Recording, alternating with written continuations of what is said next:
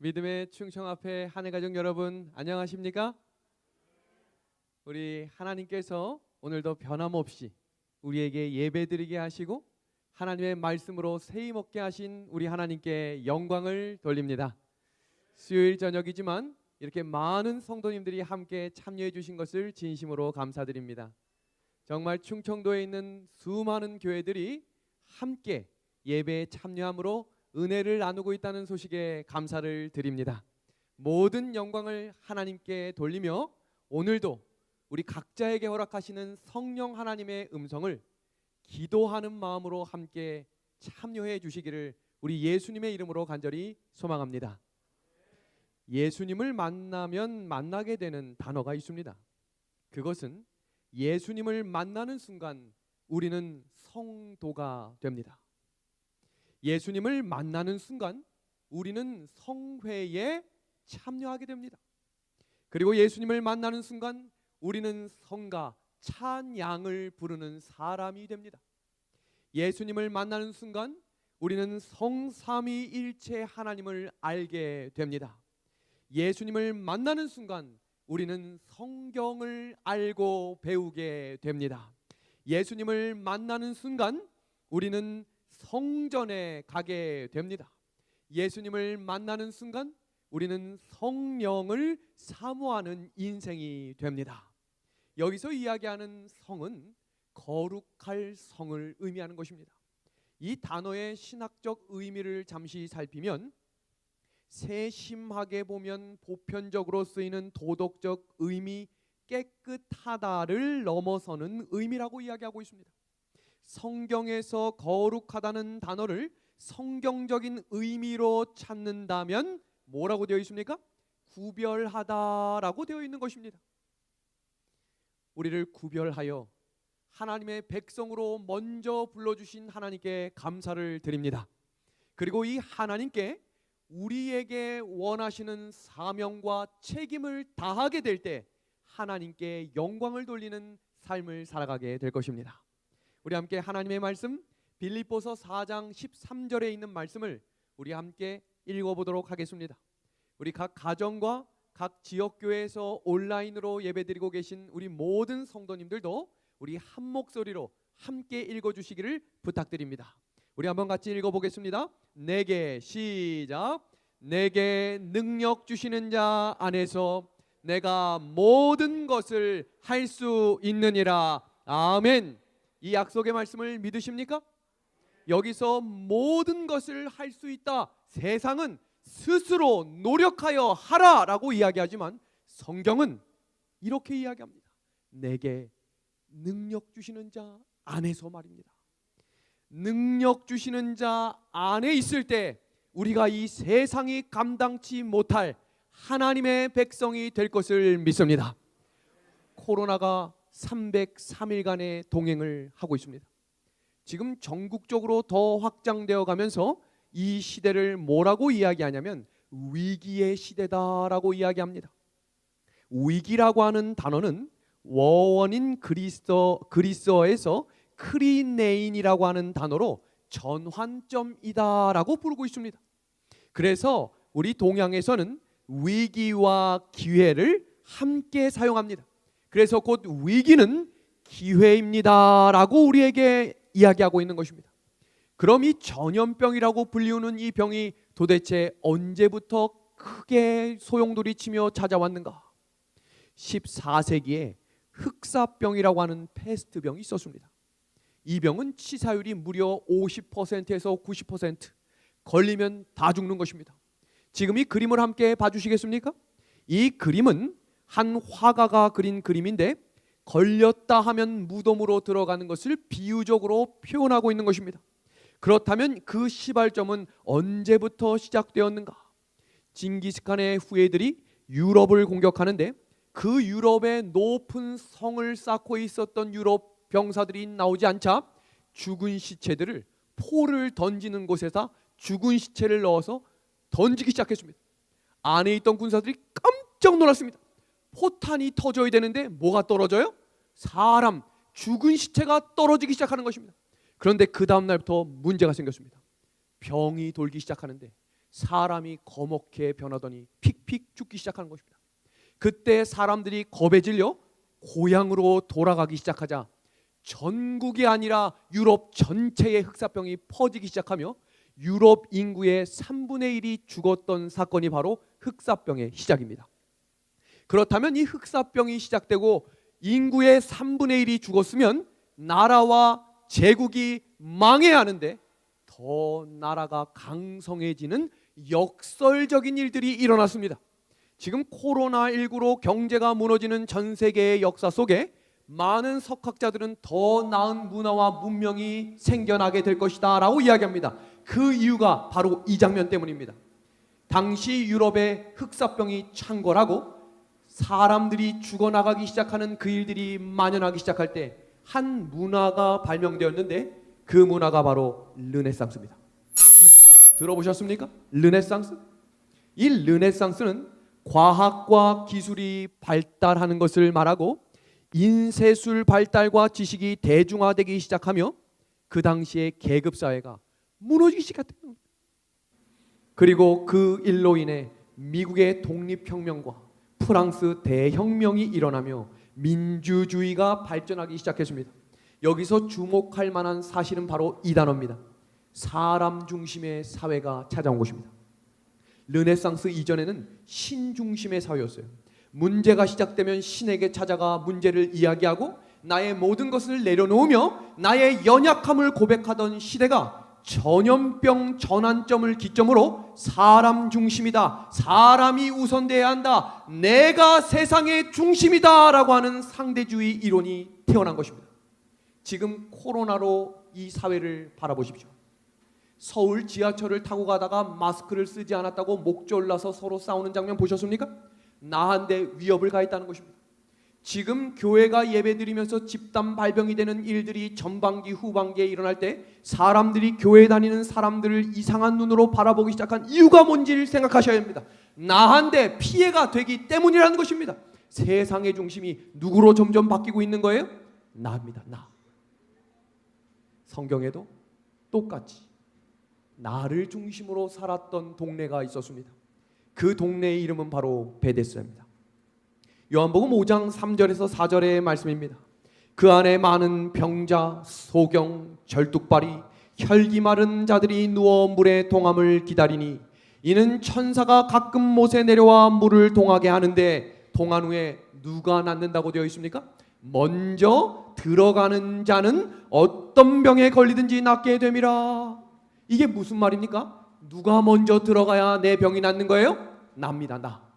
거기서 수십 년을 살아도 다른 사람 밀어줬다는 이야기는 없어요. 누가 먼저 들어가느냐? 내가 세상의 중심임을 아는 사람입니다. 그때 예수님이 찾아왔음에도 불구하고 38년 된 중풍병자가 나 좀 밀어 넣어 주십시오 라고 이야기합니다. 누가 중심이에요? 내가 중심입니다. 지금 보시는 이 사진은 2020년 1월 1일 동해안의 사진입니다. 정말로 전국 각지의 수많은 인파들이 해가 뜨는 모습을 보기 위해 그 긴 밤을 지나 그곳에 도착합니다. 그리고 해가 뜨기 시작하면 누구라도 할 것 없이 다 같이 고개를 숙이고 입술을 옹옹옹옹 합니다. 뭘 이야기하는 겁니까? 자, 들어보겠습니다. 2020년 대한민국 국민들이 해를 보며 빌었던 인기 1위부터 6위입니다. 첫 번째, 나와 나의 가족이 돈을 많이 벌게 해주십시오. 두 번째, 나와 나의 가족이 건강할 수 있도록 해주십시오. 세 번째, 나의 자녀가 좋은 곳에 취직할 수 있도록 해주십시오. 네 번째, 나의 자녀가 결혼을 잘할 수 있도록 해주십시오. 다섯 번째, 나와 남편이 승진할 수 있도록 해주십시오. 공통적으로 나오는 단어를 찾으셨습니까? 나입니다. 그런데 세상과 구별되어 살아달라고 부탁하신 특별한 하나님의 백성들마저도 그 해를 보며 똑같이 기도하고 있는 현실 속에 오늘 주시는 말씀을 통해 내가 어떤 사람이 되어야 할지를 점검해보는 시간이 되기를 간절히 소망합니다. 영감의 글에는 거기에는 날마다 고침을 받겠다고 헛된 소망을 안고 연못가에 기어와서 이 행각에서 밤을 새우는 사람이 있었다. 언제 그랬다고 되어 있습니까? 날마다입니다. 날마다 나를 위해 사는 것입니다. 날마다 맛있는 음식점에 나를 위해 가는 것입니다. 나의 가족을 위해 가는 것입니다. 우리 재림 성도들도 어느 순간 기도의 제목이 나와 나의 가족으로 한정되진 않았나 점검해 보길 바랍니다. 기도를 할 때 왜 나의 교회만을 위해 기도해야 합니까? 우리 재림교회가 그런 교회입니까? 내 교회, 내 가족, 나만 잘 되면 되는 교회였습니까? 예전 50년대, 60년대 우리 믿음의 선배들은 재림교회 교단을 위해 눈물 흘리며 기도했습니다. 함께 걸어가는 믿음의 이웃교회를 위해 기도했습니다. 그것이 하나님이 이곳에 빛과 선교의 사명을 다하기 위해 세운 재림교회의 모습입니다. 지금 보시는 이 장면에 어떤 나라를 이야기하는 것인지를 한번 찾아보겠습니다. 수출 규모 7위, 무역 규모 9위, 무역 ICT 흑자 1위, 전력 생산량 10위, 전력 소비량 9위, GDP 11위, 1인당 GDP 29위, 1인당 국민소득 약 2만 8천 달러. 전 세계에서 10위권 안에 드는 나라 대한민국입니다. 그런데 그 옆에 있는 그림을 보시면 우리에게 충격적인 사건을 이야기하죠. 출산율 35위, 우울증 의심 56%, 사회적 자본 85위, 삶의 질 27위, 사회 갈등 지수 2위, 국민 친절도 21위, 자살률 1위, 헬조선 불반도 7포 세대. 같은 나라인데 왜 전혀 다른 감정을 가지고 살까요? 우리가 밤낮 쉬지 않고 잠을 줄여가고 먹는 시간까지 줄여가며 정말로 열심히 일하는 이유가 뭡니까? 행복하기 위해서 아닙니까? 그런데 오히려 역설적으로 그 행복이 오는 것이 아니라 불행이 찾아오고 있는 나라가 되었다는 것입니다. 왜 한국 사람들은 행복하지 못할까? SNS를 달구는 중산층의 기준을 보시면 그 이유를 명확하게 알 수 있습니다. 프랑스와 영국은 외국어 하나 정도와 직접 즐기는 스포츠와 다룰 줄 아는 악기가 있고 남들과 다른 요리를 하며 약자를 보호하고 강자를 대응하며 불법을 대처하는 사람들을 중산층이라고 말합니다. 그런데 대한민국을 볼까요? 부채 없는 아파트 30평, 월급여 500만 원 이상, 자동차는 중형차 소유, 예금액 1억 이상 보유, 해외에 1년에 1회 이상. 무엇을 이야기하는지 아시겠습니까? 삶의 기준이 눈에 보이고 잘 먹고 잘 사는 것이 행복이라고 믿기 때문에 나 중심적으로 살기 시작했다는 것입니다. 그런데 행복은커녕 우울증세와 우울증 환자가 넘쳐나는 나라가 바로 우리나라가 되었고, 하물며 교회 안에서도 우울증을 호소하는 성도들이 늘어났다는 것입니다.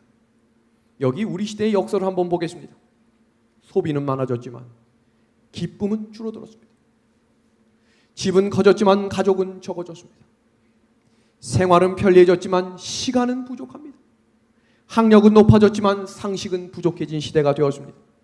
지식은 많아졌지만 판단력은 모자랍니다. 전문가들이 늘어났지만 무엇은 많아졌습니까? 문제는 많아졌습니다. 약은 얼마나 많이 먹습니까? 정말 영양제 A, B, C, D부터 눈에 좋은 루테인부터 피부에 좋은 어떤 약까지 빠짐없이 하루에 제가 12가지 약을 드시는 분들도 봤어요. 그런데 문제는 그 많은 약을 먹고 사는데 병은 더 많이 걸린다는 것입니다. 가진 것은 많아졌지만 염려가 많아졌습니다. 우리 온라인으로 방송을 보고 계신 우리 믿음의 하늘 가족 여러분, 지금 제가 퀴즈를 하나 내보도록 하겠습니다. 한번 잘 봐주시길 바랍니다. 첫 번째, 지금 여기서 공통적으로 나오는 성경 인물이 이야기하고 있는 공통점이 무엇인지 찾아봐 주시기 바랍니다. 모세입니다. 사무엘입니다. 침례 요한입니다. 예수님입니다. 과연 이 네 분의 공통점은 무엇일까요? 막 들리고 있습니다. 네, 현장에 계신 우리 집사님께 여쭤보겠습니다. 뭐죠? 물이요? 어떤 물이요? 예. 정답을 이야기하셨는데 거리가 너무 멀어서 제가 잘 못 들었습니다. 한 명만 더 힌트를 드리면 삼손입니다. 과연 무엇일까요? 갑자기 삼손이 나오니까 더 어색하십니까? 바로 정답은 성경의 출생의 기록이 나온 사람입니다. 성경에 어떻게 태어났고 어떻게 임신했으며 어떻게 나왔는지를 기록한 유일한 이 사람들은 대단한 일을 한 사람들입니다.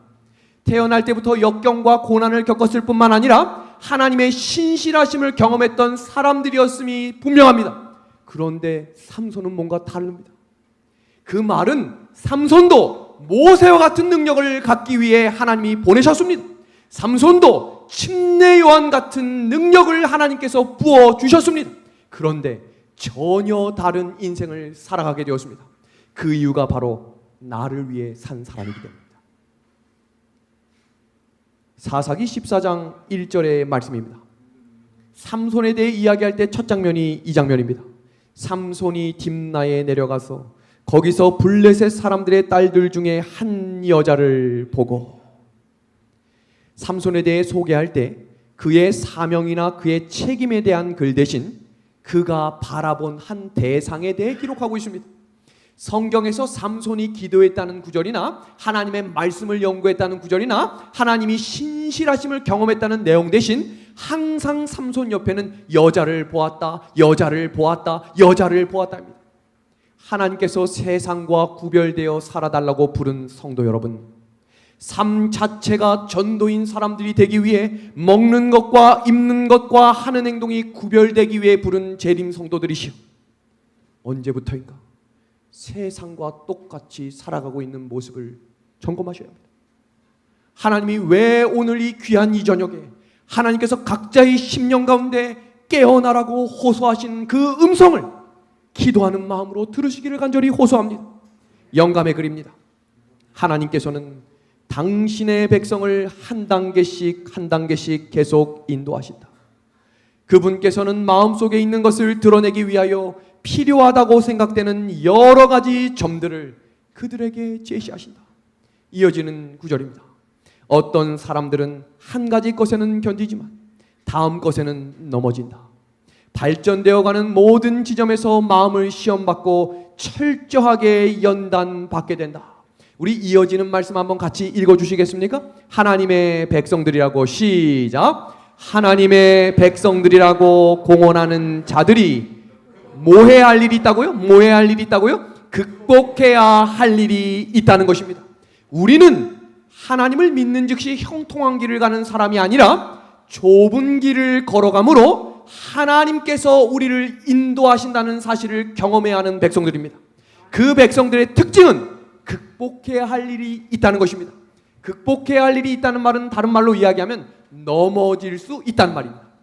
의인은 넘어져도 몇 번 일어난다고 그랬죠? 7번 일어나겠다고 하신 이유는 넘어지지 않는 사람이 의인이 아니라 넘어질 수 있다는 것을 인정함으로 다시 일어서는 것입니다. 죄를 반복적으로 짓는 일들을 멈추시고 다시 하나님 앞에 회개해야 한다는 것입니다. 여기 이 말을 한번 읽어볼까요? 사람들이 넘어지는 것은 큰 바위에 넘어지는 것이 아니라 작은 돌뿌리에 넘어진다. 제가 패스파인더 지도자 자격을 따기 위해 공룡능선이라고 하는 설악산 능선을 오른 적이 있습니다. 얼마나 다리가 아프고 힘든지 무릎이 떨릴 정도로 힘들었던 그 시간에 제가 넘어졌던 것은 작은 돌뿌리에 넘어졌습니다. 울산바위는 워낙 크기 때문에 제가 넘어질 일이 없다는 것입니다. 우리의 삶도 이와 같습니다. 믿음의 선배들이 넘어진 장면들을 보면 다윗은 여자에 약했어요. 사울에게 쫓겨 도망가고 압살롬에게 쫓겨 도망갈 때도 부인 6명을 데리고 갔습니다. 에서는 식욕에 약했습니다. 이렇게 성경 인물마다 사울은 명예에 약하며 자신에게 약한 부분들이 있다는 사실을 인정해야 합니다. 왜냐하면 사단은 그 부분을 집중적으로 공격할 것이기 때문입니다. 그럼 삼손은 뭐에 약했을까? 삼손의 내용입니다. 사사기 14장 5절과 6절에 삼손이 딥나의 포도원에 들어갔다라고 되어 있습니다. 이 딥나의 포도원에 들어갔다는 하는 의미가 무엇일까? 삼손은 태어나면서부터 하나님께 서원을 결심했던 나실인이었습니다. 나실인은 3가지를 준수하고 명령을 따라 사는 백성이었는데 포도주나 독주를 마셔서는 안 됐습니다. 두 번째는 죽은 시체를 만져서는 안 됐습니다. 세 번째는 머리에 삭도를 대면 안 됐습니다. 이 내용을 자세히 기억하시면서 삼손이 어떤 죄를 어떻게 지어가는지를 한 번씩 살펴보겠습니다. 사사기 14장 5절과 6절 후반부에는 이렇게 되어 있습니다. 부모에게 알리지 아니하였다. 뭐하지 않았다고요? 부모에게 알리지 아니하였다. 한번 생각해 볼까요? 부모에게 알리지 않았다. 제 아들 첫째 아들이 3학년 윤태섭인데 윤태섭이가 영어 시험 공부를 할 때 가끔 눈물을 흘립니다. 너무너무 어렵다는 것입니다. 그러나 포기하지 않고 자는 그 모습을 제가 기특해서 사탕을 하나 주면 기쁜 마음으로 열심히 더 공부를 집중합니다. 그런데 어느 날 갑자기 춘천 삼육 초등학교 번호에서 콜렉트콜 전화가 온 것입니다. 그래서 제가 여보세요 했더니 아빠 나 태섭이야 무슨 일이니? 라고 물었더니 아빠 나 영어 100점 맞았어. 왜 이야기하는 거예요? 자랑하고 싶은 거죠? 왜요? 나 지금 잘했으니 칭찬받고 싶어 라고 이야기하는 겁니다. 아이가 부모에게 전화를 하는 이유는 칭찬받고 싶어서 전화하는 거예요. 근데 지금 삼손이 부모님께 말하지 않았다라는 말은 스스로 잘못된 것을 알고 있었다는 거예요. 그래서 비밀로 한 것입니다. 그리고 전진했던 그곳에 한 사건이 일어나죠. 딥나의 포도원에 뭐가 나타났습니까? 젊은 사자가 나타났습니다. 여기서 특이한 점은 사자는 밀림에 있지 과수원에 사자가 있는 곳이 아닙니다. 너무너무 이상해야 합니다. 그만큼 하나님께서 경고하시기 위해 사자를 어디로 보내신 거예요? 포도원까지 보내신 것입니다. 우리의 삶에도 가지 말아야 할 곳과 하지 말아야 할 일을 할 때 하나님께서는 사자들을 보내서 우리에게 멈춰서라 말씀하십니다. 때로는 목사님의 설교를 통해, 때로는 주위 이웃들을 통해, 때로는 가정의 어린 자녀의 입술을 통해 하지 말아라 라고 말씀하고 있습니다. 그러나 그 음성을 무시했던 삼손은 어떤 일을 벌였을까? 너무너무 돈을 사랑했던 발람에게 모압의 한 왕과 신하들이 돈다발을 들고 찾아왔지요. 그런데 그때 이미 발람은 돈을 사랑하는 사람으로 타락해 있었다라고 영감의 글은 이야기합니다. 하나님께서 분명히 말씀하셨죠. 너는 그들과 함께 가지 말고 뭐하지도 말라고 말씀하셨죠. 저주하지 말아라 라고 말씀했습니다. 그런데 기도는 하는데 하나님 제발 좀 제가 갔다 오게 도와주십시오. 우리의 기도가 하나님의 뜻과 다를지라도 끝까지 포기하지 않으며 기도하는 믿음의 백성들의 삶이 아니기를 소망합니다. 지금 어디에 사자가 나타났다 그랬죠? 어디에 사자가? 포도원입니다. 그런데 그 사자를 만나자 사자를 자기 힘으로 찢어 죽입니다. 이게 무슨 내용인가? 하나님이 주신 힘을 자기 자신을 위해 쓰기 시작했다는 것입니다. 하나님이 주신 힘으로 하나님이 하지 말라고 금지한 일들을 하기 시작한 것입니다. 이처럼 죄는 서서히 시작됩니다. 영감의 글에는 포도원은 그 향과 그 맛이 술과 비슷하여 그곳을 지나가는 것을 금지해야 했다라고 기록되어 있습니다. 삼손이 그 말씀 알았을까요? 몰랐을까요? 알았습니다. 나는 괜찮아. 거기 가도 난 믿음의 성도이기 때문에 이 정도는 이길 수 있어 라고 그 자리에 들어가자 하나씩 넘어지게 된 것입니다. 어느덧 죄인인 줄도 모르고 죄를 짓게 된 것입니다. 이어지는 말씀입니다. 얼마 후에 삼손을 자기 힘으로 사자를 찍어 죽인 다음에 일어난 일입니다. 그 사자의 죽음을 본즉 손으로 그 꿀을 떠서 걸어가며 먹었고, 이어지는 부모에게 라는 글씨와 그 마지막 구절 보시면 또 뭐하지 않았어요? 알리지 아니하였더라. 지금 죄가 점점 점진되는 거 보이시죠? 처음엔 포도주나 독주를 먹지 말라 했죠. 두 번째는 죽은 시체 만지지 말라 했습니다. 그 이유는 다음과 같습니다. 죽은 시체는 생명과 반대이기 때문입니다. 하나님은 생명이시고 사단은 죽음이기 때문입니다. 부정한 것이에요. 죄를 의미하는 것입니다. 부정한 것을 접하지 말아라 라고 이야기하는 것입니다. 근데 이런 생각해 보셨습니까? 원래 죽은 시체에는 뭐가 있어야 되죠? 구더기가 있어야 합니다. 제가 고등학교 시설에 참새가 죽은 것을 보고 치우려 하다 깜짝 놀랐어요. 그 조그만 참새 죽은 곳에 구더기가 가득한 것입니다. 하물며 사자에 원래 뭐가 가득해야 합니까? 구더기가 가득해야 했어요. 근데 그 구더기가 가득해야 될 그 자리에 뭐가 있는 거예요? 꿀이 있었다는 것입니다. 이상해야 합니다. 우리가 하나님의 말씀을 내려놓고 하나님을 뒷전에 놓고 내 길을 걸어갈 때 자꾸 형통한 것이 경험된다면 두려워하십시오. 그것은 하나님의 길이 아님을 알려주시는 깨어나라고 하는 하나님의 음성일 수 있다는 사실을 기억하셔야 합니다. 항상 부정한 것에는 달콤한 꿀과 같은 것이 있습니다. 더럽고 추한 것이 아니라 보암직하고 먹음직스럽게 우리를 유혹하는 것입니다. 삼손은 꿀을 보고 느꼈어야 했어요. 그것이 무엇이라고요? 유혹이라는 사실입니다. 사탄이 어느 날 한 청년을 찾아옵니다. 10개의 꿀을 보여주면서 여기 9개의 병에는 꿀물이 들어있고 1개에는 극약의 독약이 있는데 10개 중 아무거나 하나를 마시면 내가 엄청난 돈을 주겠다고 제안합니다. 우리 앉아 계신 성도님들 중에 예를 들어서 수십억을 이 10개의 꿀물 중에 하나를 잘 먹어서 걸리지 않으면 정말로 큰 돈을 주겠다라고 이야기하면 하실 분 있습니까? 고민하시면 어떡합니까? 지금 고민하시는 눈빛들이 막 동공이 흘리시면 안 되죠. 오늘 이야기를 듣고 고민할 일인가를 생각해 보십시오. 이어지는 이야기 시작합니다. 10개 중 하나다. 너 지금 인생을 봐라. 이렇게 살아봤자 희망 없는 인생이니 한 번뿐인 인생, 한 번만 해본 된다. 한 번만. 근데 이 청년이 이렇게 이야기합니다. 아무리 돈이 좋지만 생명과는 바꿀 수 없지. 그러나 사탄이 이렇게 유혹합니다. 10개 중 하나야. 겨우 하나일 뿐이야. 그래, 딱 한 번만 하는 것이다. 이번 한 번이면 평생 안 해도 될 테니까 말이다.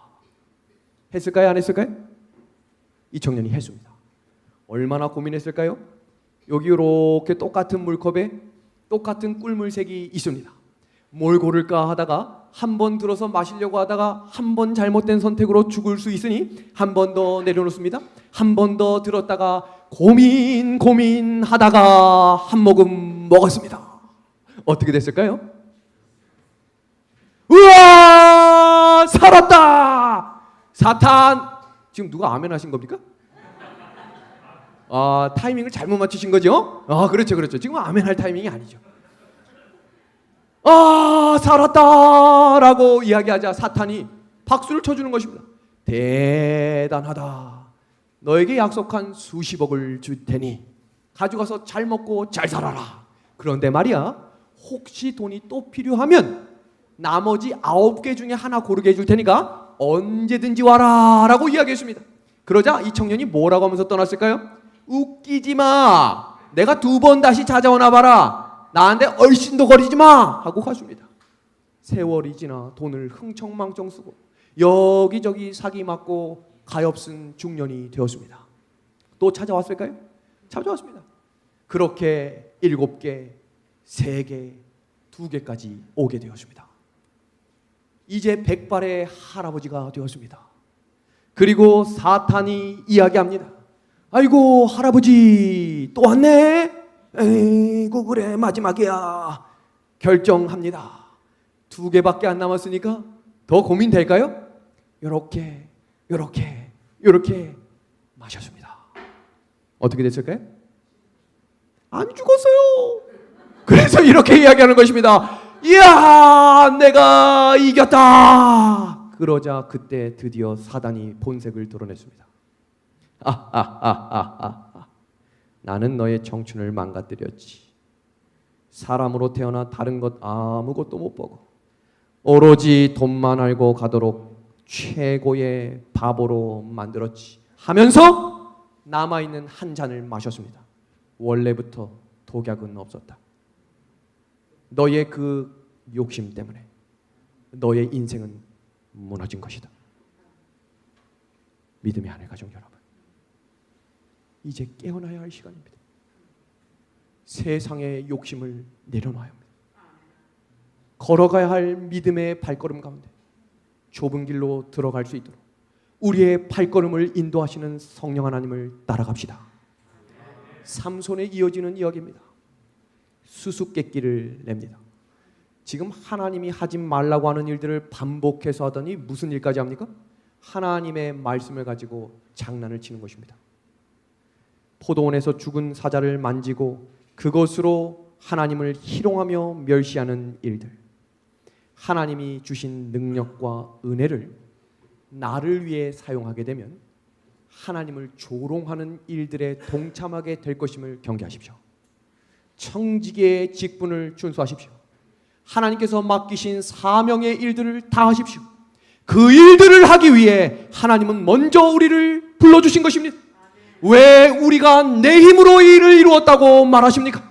하나님께서 이루셨기 때문에 우리가 지금 이 자리에 앉아 이 방송과 이 예배와 하나님의 말씀을 듣고 있다는 사실을 기억하십시오. 2019년 8월에 제주도 카니발 운전자 폭행 사건을 다 아실 것입니다. 운전하다가 끼어들었다고 갑자기 내려서 7살짜리 아들이 함께 타고 있는 그 차에 아빠의 멱살을 잡고 있는 힘껏 주먹으로 폭행했던 사건. 그 일이 있은 후 2주 후에 경남 여자 운전자가 신호가 바뀌었는데도 가지 않는 한 운전자에게 빵 한 번 했다고 그 여자를 전치 8주로 폭행 사건이 일어났습니다. 왜 점점 세상이 이렇게 극악무도한 폭력들이 난무하게 될 것일까? 나를 중심으로 살기 때문입니다. 삼손의 부절제는 하나님의 원칙을 사라지게 만들고 세상의 원칙으로 살아가게 만들었습니다. 이제 삼손에게 남아있는 한 가지가 있죠. 그게 뭐였습니까? 머리에 뭘 대지 말아라? 삭도를 대면 안 된다. 그런데 사사기 16장 1절에 또 한 번 삼손의 인생에 반복되는 죄가 시작됩니다. 뭐였습니까? 여자를 보고입니다. 그런데 이 여자는 날마다, 언제요? 날마다 그를 재촉하여 졸랐다라고 되어 있습니다. 치명적입니다. 치명적이에요. 여기서 중요한 것은 항상 죄는 우리에게 한 번만 요청하는 것이 아니라 날마다 찾아온다는 사실을 기억하십시오. 그런데 요셉에게도 요청했던 보디발, 이 성경 말씀 기억하십니까? 날마다 요청했습니다. 한 번만이 아니에요. 우리가 읽었던 그 성경 구절은 아무도 없을 때 그 한 번이 아니라 요셉이 언제나 있을 때마다 날마다 유혹했다는 것입니다. 우리가 기억해야 할 것은 삼손은 넘어갔습니다. 그러나 요셉은 하나님의 말씀을 중심으로 사는 인생, 기도의 삶을 살았기 때문에 나는 하나님 앞에 죄를 지을 수 없습니다 라고 고백하게 된 것입니다. 영감의 글입니다. 우리는 매일 매시간 예수님을 의지할 필요가 있다. 그분은 오직 오늘만을 위해 약속하신다. 오늘 산 믿음을 실천함으로써 우리는 죄로부터 승리해야 한다. 이진윤 씨라고 하는 세계적인 패션 디자이너가 있습니다. 1978년 경북 영천 출생으로 이분이 시작이 삼육대학교를 졸업하셨습니다. 그 이야기를 잠시 하기 전에 이분이 얼마나 유명한 분이냐면 세계 패션 대회에서 2년 연속 대상을 수상했고 세계적인 디자이너가 되는 과정에 모델링 될 만큼 엄청난 영향력을 가진 사람입니다. 이 사람이 만든 신발은 순식간에 완판이 되고 이 사람이 만든 웨딩드레스는 순식간에 전 세계 패션 스타들이 다 사갈 정도로 유명한 사람입니다. 근데 제가 이분이 이렇게 유명한지를 모르고 만나게 되었습니다. 제가 미술관의 개업 예배에 초청을 받고 설교를 부탁받아서 설교를 짧게 하는 시간이 있었습니다. 열정적으로 설교를 마치자마자 이분이 저에게 조용히 찾아와서 목사님 혹시 36 출신이십니까? 라고 물은 거예요. 제가 여기 36이라고 쓰지도 않았는데 어떻게 제가 36 출신인지 아셨습니까? 라고 물으니까 설교 스타일이 개신교와는 조금 다르게 36 느낌이 조금 묻어납니다. 그래서 제가 아멘 했습니다. 그리고 이분이 저에게 이렇게 이야기하는 것입니다. 저도 대학교 1학년을 36대학교를 다녔습니다. 제가 이진윤 디자이너인데 혹시 저를 아십니까? 라고 물어서 전혀 모릅니다 라고 그랬더니 구글 한번 쳐보십시오 하고 제가 그 자리에서 구글을 쳐보니까 지금 방금 읽었던 경력이 쭉 나오는 것입니다. 그래서 제가 어떻게 제가 36 출신인 줄 아셨습니까? 라고 했더니 고등학교 3학년 시절 아버지가 먹고 살려면 영문학과를 가야 한다고 죽어도 패션학과를 가겠다고 하는 아들을 억지로 36대학교 영문학과에 입학을 시킵니다. 학교에 들어가서 수업 대신에 했던 일이 있는데 기숙사에서 밤마다 가위질을 하는 것입니다. 삭삭삭삭삭삭. 같은 방원들이 놀랄까요? 안 놀랄까요? 동대문에서 새 옷을 사다가 자릅니다. 동대문에서 새 신발을 사다가 자른 다음에 이상한 모양으로 만들어서 웃고 있는 것입니다. 방원들이 깜짝 놀라 관장님께 신고합니다. 이 친구가 정신이 나간 것 같습니다. 목사님 좀 도와주십시오. 그러자 목사님이 그 가위 자르는 일을 할 때만이라도 내 관장실로 와서 이 일을 하면 좋겠네 라고 이야기합니다. 그 일들이 무려 3개월에서 6개월을 지속하게 되는 것입니다. 밤 12시, 새벽 1시까지 그 일을 만들고 웃고 있는 그 청년에게 이 관장님은 언제나 격려와 칭찬을 해주셨습니다. 그렇게 1년이 지나갈 무렵에 이 친구가 결심을 합니다. 자퇴하고 내가 패션 디자인 학과를 가야겠다. 그런데 그 1년 동안 함께했던 분이 누구인가 라고 제가 물어보니 지금 현재 삼육대학교 총장님이신 김일목 목사님이셨던 거예요. 그런데 이 친구가 매일 저녁마다 가위질을 하며 웃고 있을 때 그 목사님은 항상 그 자리에서 말씀을 소리내어 읽으셨습니다. 그리고 그 친구에게 그 일이 마치고 나면 항상 기도로 응원을 해주셨다라고 이야기했습니다. 세계적인 패셔니스타 이 디자이너는 수억, 수십억을 버는 대회에 항상 1등을 하는 사람입니다. 부족한 것이 있을까요? 그런데 이분이 고백하기는 마음 가운데 공허함은 그 어떤 것으로도 채울 수 없음을 고백하게 되었어요. 그런데 그때 자신도 모르게 무릎을 꿇고 기도를 하게 되었다는 것입니다. 왜 그렇게 됐는지 모르지만 그렇게 반복적으로 들었던 기도, 반복적으로 들었던 말씀들이 성령께서 그 마음에 깨우쳐 주신 것입니다. 그분이 저에게 이런 고백을 했어요. 수많은 돈보다도 내 안에 있는 예배와 기도의 반복의 힘이 나를 만들고 있다. 영감의 글입니다. 오늘 등한히한 성령의 호소는 내일을 각성시키거나 심지어 감명을 주는 일에까지도 무력해 줄 수 있다.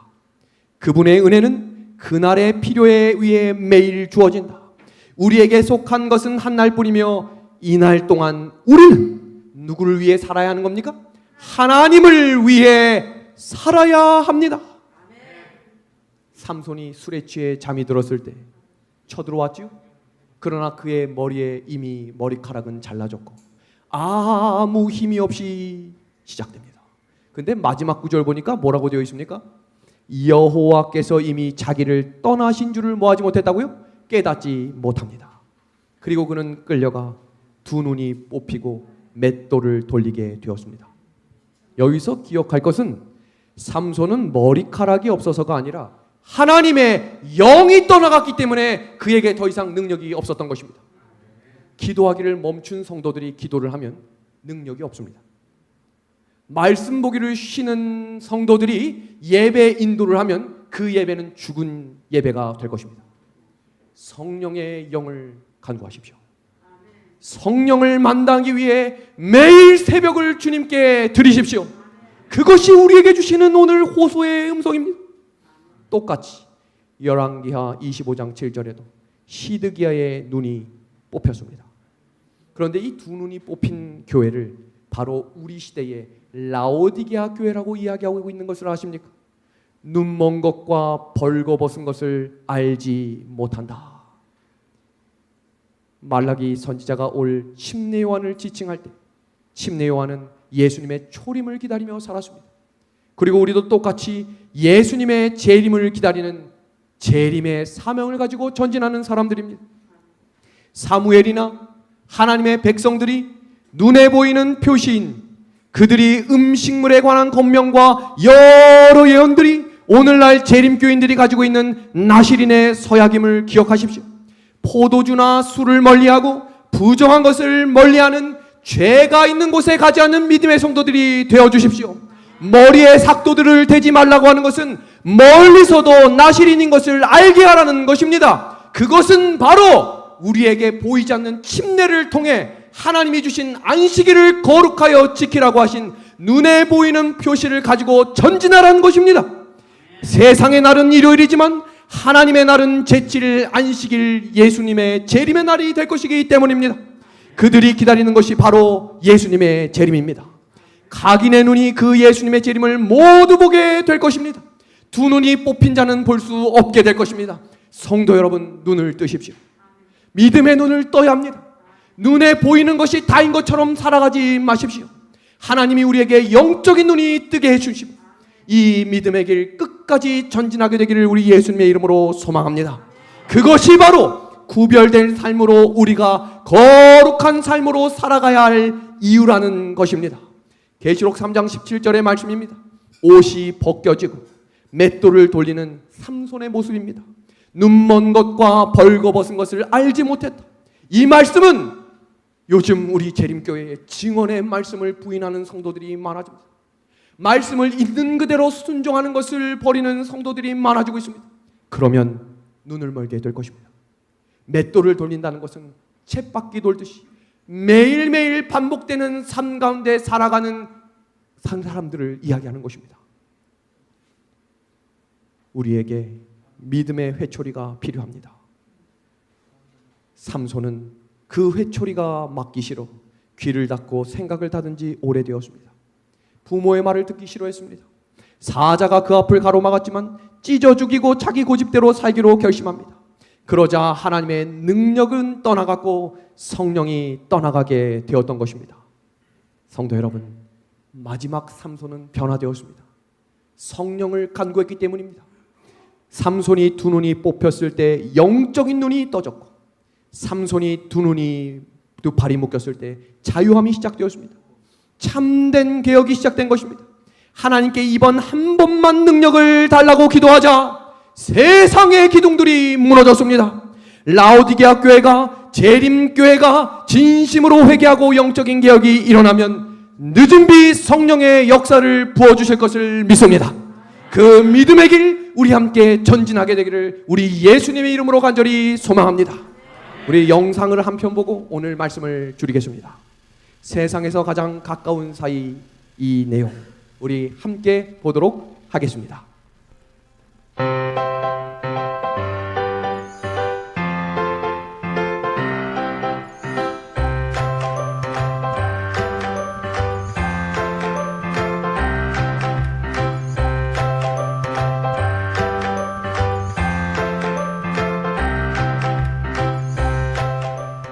안녕. 안녕하세요. 인사 잘하네.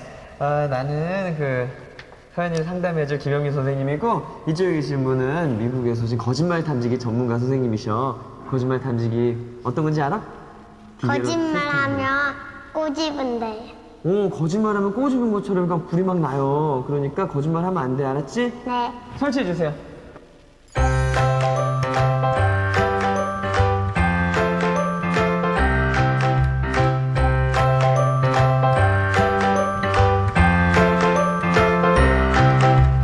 몇 살이에요? 7살이요. 거짓말 잘해요? 아니요. 거짓말 하나 본데? 거짓말 한 적 없어요? 네.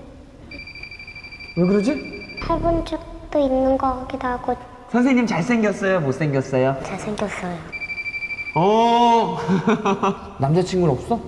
없어요. 왜 그러지? 박은호 오빠. 남자친구 있어요. 있을까? 있나 본데? 그럼 채은이 엄마는 세상에서 제일 예뻐요? 네. TV 보면서도 엄마보다 예쁜 사람 한 번도 본 적 없어? 좀 만화만 봐요. 아빠는 세상에서 가장 잘생긴 사람이야? 아직은 남자를 잘 못 봐가지고. 아직은 남자를 잘 못 봤어? 아빠는 그럼 세상에서 제일 잘생겼어요?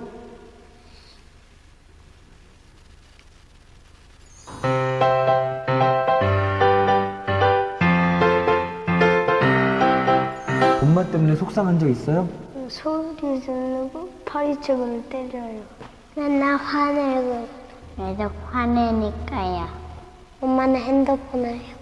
엄마는 핸드폰을 해? 네. 소연이 심심하겠네. 그때는 제가요 자전거 타면 돼요. 왜 얘기 안 했어? 얘기를 해야지 서로의 마음을 알지. 엄마는 원래 알거든. 엄마는 왜 원래 다 안다고 생각해? 어른이. 엄마가 왜 울었어요? 우리가 말 안 들었다. 그래서 엄마한테 위로해드리고 달래드렸어? 아니에요. 얘기 못했구나. 네. 엄마가 앞에 있으면 하고 싶은 말이 뭐야?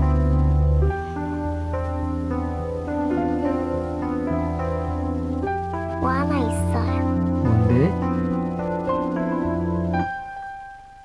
사랑한다고요.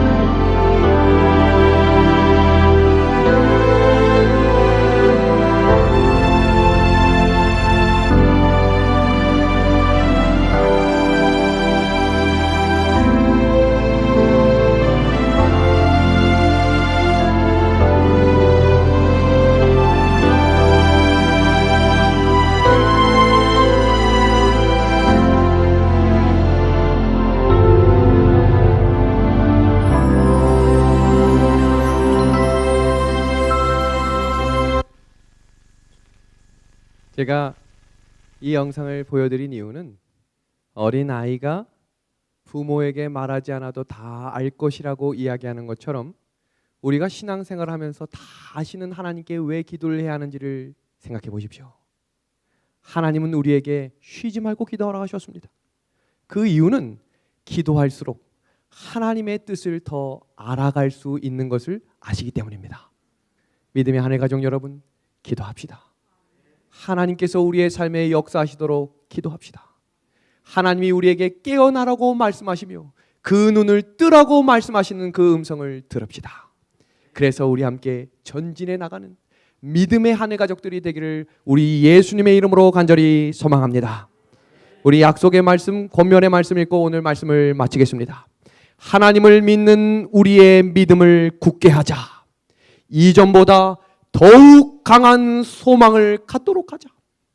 여호와께서 여기까지 우리를 도우셨다. 그러므로 그분께서는 우리를 끝까지 도우실 것이다. 아멘. 이 약속의 말씀을 붙들고 우리 함께 주님 계시는 하늘나라를 향해 재림을 향해 전진하는 믿음의 가족들이 되기를 우리 예수님의 이름으로 간절히 소망합니다. 우리 말씀을 생각하시면서 우리 좋으신 하나님, 우리 1절 2번 부르고 오늘 말씀을 정리하겠습니다.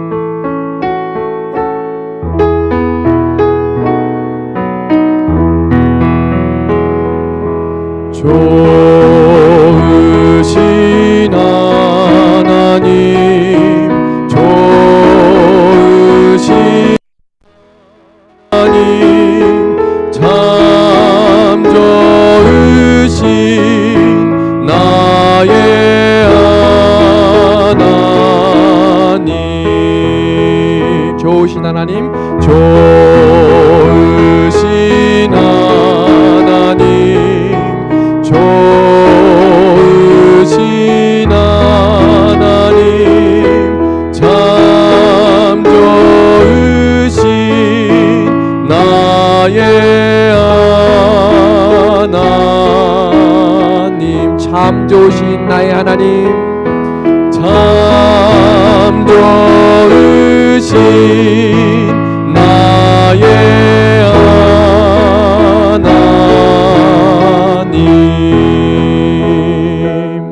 하나님, 오늘도 우리를 끝까지 도와주시겠다고 말씀해 주셔서 감사합니다. 믿음의 발걸음, 죄의 유혹을 버리게 하시고 우리 예수님 바라보는 믿음의 눈을 회복시켜 주셔서 말씀을 우선으로 살아감으로 기도하는 삶을 쉬지 않는 주의 백성 삼아 주옵소서. 예수 그리스도의 이름으로 간절히 기도하옵나이다. 아멘.